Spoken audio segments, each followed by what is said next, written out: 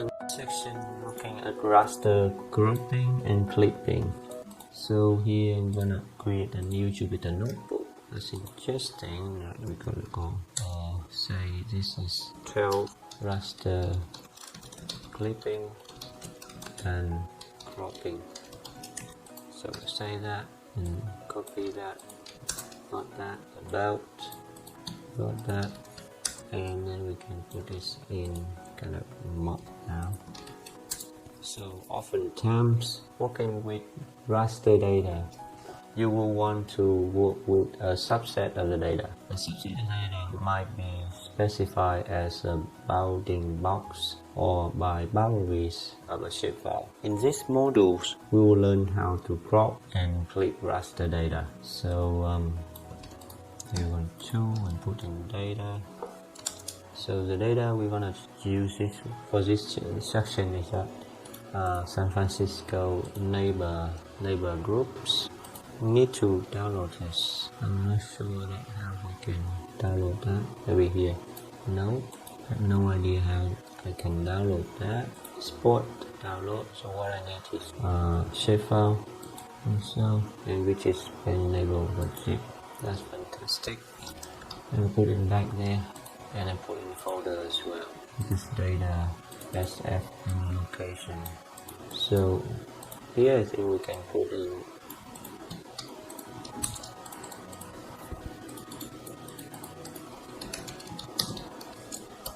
and this one is this location,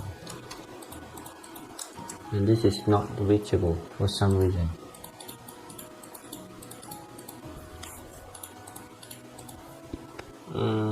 Okay, this one is need to bind it also. Okay, since that we can get from base map.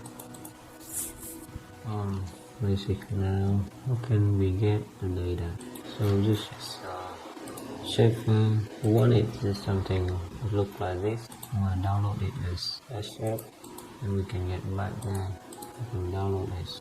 Hopefully not the one that we want to. Not really, hopefully. What's inside there? So many data. So maybe just try to build this. Put in there. We can close that. Close that. Okay, so put in the side. So basically we need those data.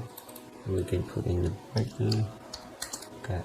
So next is process. We put that. Put in maybe process. And when we process, we clip the raster by bounding boxes. So you can what you can do is you can clip a raster by a specified bounding box. The coordinates will be based on the projection of the raster data. So if you need to take a pic using gdalwarp command, if you know the coordinates you'd like to clip it, you can input them as argument of gdalwarp. So here we can use gdalwarp like this, where we got different value, which is gdalwarp, and we got the -de, which is the flag specify the clipping boundaries. Okay. And next is x mean, the minimum x value of clipping bounds. Y mean is the minimum y value of clipping bounds. X max is maximum, and y mean is y minimum maximum. Then we got the input clip, which is the input to be clipped, and the output clip, which is the result form of the operation. So now let's clip our SD4269 with a set of coordinate system. So make sure that you got data. So we got data in here. Do we got that? Some kind of data. This is all shapefile. Nothing relating to text here. This is one here set, not that one we want. So what we want to do is we want to clip it using a bounding box. So basically a box. So here's a code. You can use this code here. Put in The issue is that we need to change the location. So let's where we are, change to data. We change to I think S. What is in here? We list all that what we got in there. Then now we can do some clip, so we can put in the value, and it seems that we need to specify a coordinate system as well, not really. So you may notice a black line. This indicates no value since our bounding box were beyond the image bounds. So let we click raster to shape or no data for pixel beyond polygon boundary. This is more common clip. So what we want to do is we want to do this actually. Clip shape or no beyond that. So what we can do is we can use a shape file to click a subset of the raster data. So this is a method that we can do. It's gonna look like that. Basically we got GDO, and then this one is a flag specifying what the value of no data should be. Okay. Then the next one is the value of no data pixels. No data, here is the value of the no data pixel. Cut line is a flag specified to use a shapefile to cut the raster. So we got the input, which is a shapefile with the mouse to cut the raster too. Then we could input the raster and output cut the raster. In this demonstration, this is an example. But actually, in this demonstration, I'd like to do with different folder. So I'm gonna change the location to somewhere in data, in test data. No, it's not in test data. Test data. Yeah. So somewhere in there. So I'm gonna change that, and now we got there. So now we can list all the chip, and now we can copy that to cut. So I'm gonna cut the big one using sub one. Okay. So let's show it in QGIS here and put the folder on the right. So what we got? We got the merge one here. We just merged from the previous part. Then we got a couple of subset. We got subset file now. Okay, you just see a polygon shape file. So we're gonna use that to sub that one. So let's see how it works. I'm gonna put QGIS on the right, and I'm gonna specify that. The first thing we need to do is we put in DST no data. So we specify it's 9999, and the cut line is gonna be I'm gonna list for shape file. So what I choose here is gonna be subset file. So I'm just put in here. You see that working in Jupyter Notebook is actually more convenient than working in command line. Of course, if you do batch processing and you put in a script, command line probably better. But in terms of training and documenting what you do, Jupyter Notebook is much better. Then I got the input. So again, I just put in sub and then got tip. So I got this one is the merge one, is the input.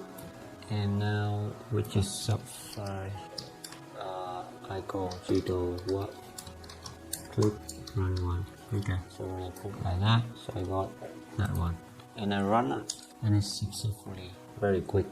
And now in QGIS here, here I'm gonna list all the tip file again. So you see here, I got a sub file gdalwarp click run, and I'm gonna put that one inside QGIS. Add a master layer, and it's gonna be inside test data, which is the one that is sub file, and I'm gonna add it in.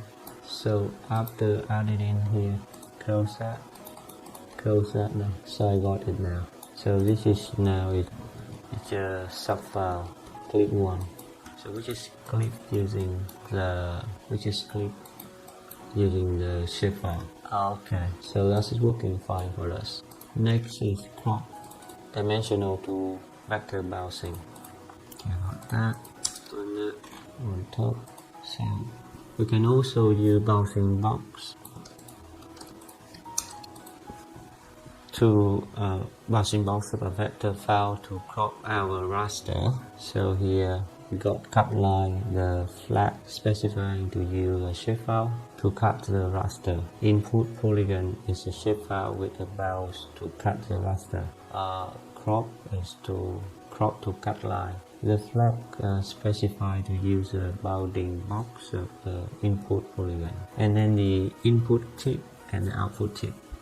So I think we need to have a new one to test this out, new polygon. So I'm going to create a new layer, new shapefile, and I'm just going to call it subfile small. Okay, I got a subfile small, and the type is polygon.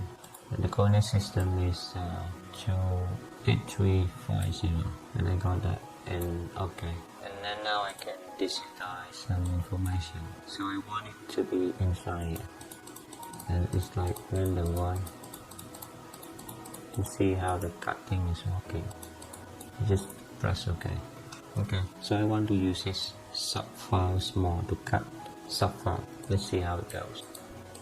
Again here, I'm gonna crop it down. So now if I run the sub tip and shapefile ls shapefile, I got subfile.